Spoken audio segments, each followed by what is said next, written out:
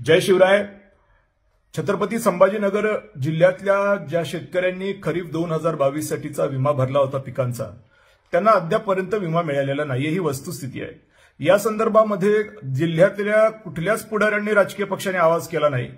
मात्र आम्ही सगळ्यांनी मिळून जिल्हा अधीक्षक कृषी अधिकाऱ्यांना घेराव घातला होता आणि त्यावेळेला ते म्हणाले होते की आम्ही 15 दिवसामध्ये हे पैसे वितरित करू। अर्थात पैसे किती तर पहिले 28 कोटी सांगितले, नंतर 93 कोटी सांगितले। ज्या वेळेला जेआरचं वाचन वाढत गेलं त्या वेळेला रक्कमही वाढत गेली। मात्र 15 दिवसामध्ये त्यांच्याकडनं जे अपेक्षित होतं ते झालं नाही। पुन्हा एकदा आम्ही त्यांच्या कार्यालयात गेलो आणि तिथे पुन्हा एकदा वाचन केलं असता ते 93 कोटीचे 100 कोटी झाले आणि 7 दिवसात रक्कम देऊ अशा पद्धतीचं कृषी अधिकाऱ्यांनी सांगितलं। आता तेही 7 दिवस संपलेत, म्हणून आम्ही असं ठरवलंय की जर शासनाला मान्य आहे की रक्कम किती आहे, शासनाला मान्य आहे की नुकसान भरपाई आपल्याला द्यायची आहे, तर मग उगाच झारीचं शुक्राचार्य शासन का होतंय, काय प्रॉब्लेम आहे। आणि म्हणून 3 तारखेला सकाळी 11 वाजल्यापासून बेमुदत ठिय्या आंदोलन मी स्वतः पुकारलंय। कारण ज्यांना राजकारण करायचं त्यांना करू देत, जरा शेतकऱ्याचं बघूया। विभागीय आयुक्तांनी मागच्या अहवाल दिलेला आहे की मराठवाड्यातले 1 लाख शेतकरी हे अक्षरशः आत्महत्येच्या उंबरठ्यावर आहेत। एकीकडे पिकाचं नुकसान, दुसरीकडे विम्याचे पैसे बर्बाद झालेले आहेत। या सगळ्या पार्श्वभूमीवर कोणाकडे 5 कोटीच्या गाड्या तर कोणाकडे कोण मंत्री होते, याच्यापेक्षा या शेतकऱ्याचा जीव वाचला पाहिजे या भूमिकेतून काम करण्याची आवश्यकता दिसत असताना सुद्धा दुर्दैवाने कोणी करत नाहीये। आता रुग्ण आपल्याला घ्यावं लागणार आहे। सर्व शेतकऱ्यांना मी आवाहन करतो की कृपया 3 तारखेला आपण सकाळी जिल्हा अधीक्षक कृषी अधिकारी कार्यालय उस्मानपुरा छत्रपती संभाजीनगर इथं जरूर यावे आणि आपला हक्क घ्यावा। मी बसलोय तिथं तुमच्यासाठी। मी तुम्हाला राज्य कोऑर्डिनेटरचा नंबर 3 दिवसापासून मागतोय, तुमच्या रेंजमध्ये नसेल तर मला बोलू द्या, मी बोलतो त्यांना म्हणून। नाही तुम्ही काय परिस्थिती मला सांगा ना। आता आमदार साहेब ऐकताय का?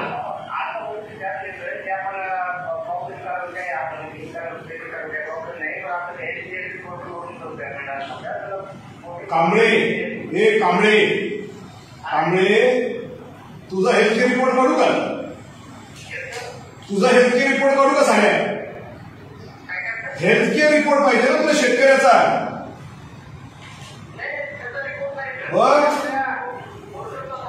अरे तुझा पोर्टलचा असतो तुझ्या कोणाचा असतो, आम्हाला काय पडलंय? साड्या आम्ही 2 वर्ष झाली तुला पैसे भरले शेतकऱ्यांनी, तू पागल आहे का? पोर्टलचा प्रॉब्लेम झाला ऑनलाईन, तर तू कसा पहिला झाला ऑनलाईन झाला का? ते शासनाचं पोर्टल तिकडे घाल, तिकडे चुलीत। खरीप 2022चा विमा तुझ्याकडे आतापर्यंत येत नाही। मागच्या वेळेला तुझ्याकडे आम्ही पत्र घेतलं, तुझं कौतुक केलं की 15 दिवसामध्ये पेमेंट करणार आहे। हे कृषी अधिकारी साहेब इथे बसले, तू काय म्हणतोय हेल्थ रिपोर्ट आणि घंटा रिपोर्ट कानपट्ट्यात देऊन ठेवी तिथे। ते बोला काय पोर्टल झालं का नाही, काय करायचं कर साहेब, बोला तुम्ही याच्याशी। नाही आता किती दिवस आहे किंवा या अनुषंगानं तुम्ही आता ह्या नावाखाली तुम्ही सांगणार त्यावेळेस कॉम्पिटिशन राहिलेलं होतं म्हणून आपण 15 दिवसाचे कॉम्पिटिशन पूर्ण करू। अरे कोण मॅडम आणि कोण बॉस काय मला कळत नाही।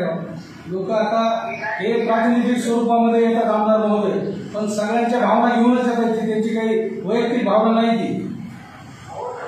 आता दुसरा खरीप सीझन संपत आल्यावर सुद्धा तुम्ही जर देत नसाल कंपनी म्हणून तर देणार कधी मग लोकांना? बोलू का आता? पटपट फोन कर मला, बोलून लगेच फोन करा आणि मला डेडलाईन नाही कधी करणार एवढं सांगा तुम्ही। किती मिनिटात, किती तासात, किती दिवसात? दिवसाचा प्रश्नच नाही। आता हे कांबळे तुझ्या स्टेट हेडला ना तिकडे येऊन मारी, मी समजता ना? कारण पैसे आहेत आमचे कष्टाचे, आम्ही भरलेले, आणि तुम्ही जर गांडूपणा करणार असाल, कायद्याप्रमाणे वागणार नसाल, बेकायदेशीररित्या वागणार असाल तर सटवायचं कसं हे आम्हाला कळतं, समजलं ना? ते कोण आहे तिकडे त्यांना फोन कर आणि फोन कर आम्हाला परत। तुला त्या दिवशी किती किंमत दिली रे, तुझ्याकडे फोटो काढला, तुझं कौतुक केलं, तू हे देतो का मला मोबाईलमध्ये? कौतुक करून जर ऐकत नशील, प्रेमाने ऐकत नशील तर रुग्ण घालावंच लागेल। त्याला शेतकरी म्हणतात, करणार काय त्याला? मला फोन कर पटकन, साहेबांच्या मोबाईलवर फोन कर। आरटीजीएस कधी चालू होते ते सांग, बाकी नको सांगू तत्वज्ञान।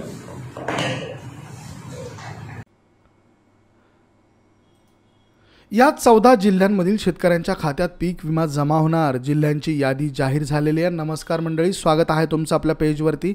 एका पत्रकार परिषदेत मुख्यमंत्र्यांनी सांगितलं की पीक विमा 35.27 लाख आणि 1.44 कोटी हेक्टरी क्षेत्र, 1 ते 30% हेक्टरी क्षेत्र कापूस, 3.14 हेक्टरी सोयाबीन, 2.57 कोटी हेक्टर मूग आणि 1.57 कोटी हेक्टर मका, तसंच 1.36 कोटी हेक्टर मसूर, हरभरा या यादीत असलेल्या पाथरी जिल्ह्यांची यादीसुद्धा सांगण्यात आलेली आहे.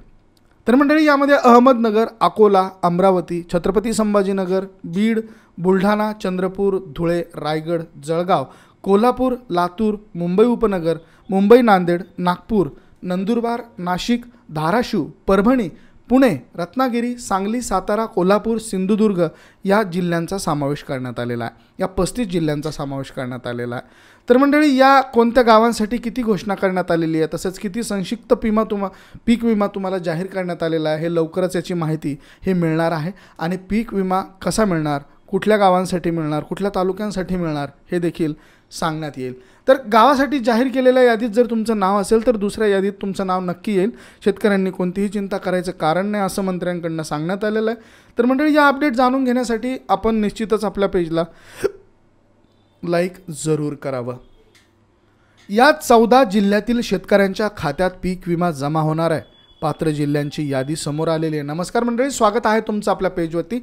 एका पत्रकार परिषदेमध्ये मुख्यमंत्र्यांनी सांगितलं आहे की पीक विमाकरिता 35.57 लाख प्रकल्प, 1.44 कोटी हेक्टर क्षेत्र, 1.30% हेक्टरी कापूस, 3.14 हेक्टर सोयाबीन, 2.57 हेक्टर मसूर आणि हरभरा यांना पिकांना या यादीमध्ये स्थान देण्यात आलेलं आहे. मंडळी, यामध्ये पाथरी जिल्ह्याची यादीसुद्धा सांगितण्यात आलेली आहे. त्याचबरोबर आता कोणते ते जिल्हे आहेत ते आपण बघूयात.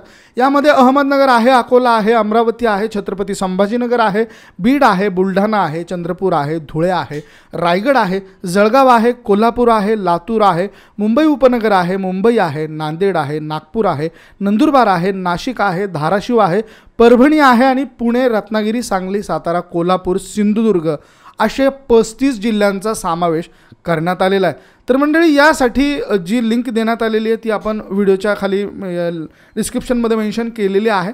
तुम्ही त्या लिंकवरती क्लिक करून या सगळ्या गोष्टींची माहिती या लिंकला क्लिक करून घेऊ शकता. सोबतच पीक विमा मिळेल हे जाहीर करण्यात आलेलं आहे आणि लवकरच याची माहिती मिळेल असं देखील मंत्र्यांकडून सांगण्यात आलेलं आहे. तरी गावासाठी केलेल्या यादीत जर तुमचं नाव आलेलं नसेल तर दुसऱ्या यादीमध्ये तुमचं नाव नक्की येईल असं देखील मंत्र्यांकडून सांगण्यात आलेलं आहे. कोणतीही चिंता करायचं कारण नाही. आपण या सगळ्या गोष्टींना या जिल्ह्यातल्या शेतकऱ्यांना पीक विमा देणार आहोत असं देखील मुख्यमंत्र्यांकडून स्पष्ट करण्यात आलेलं आहे. हॅलो.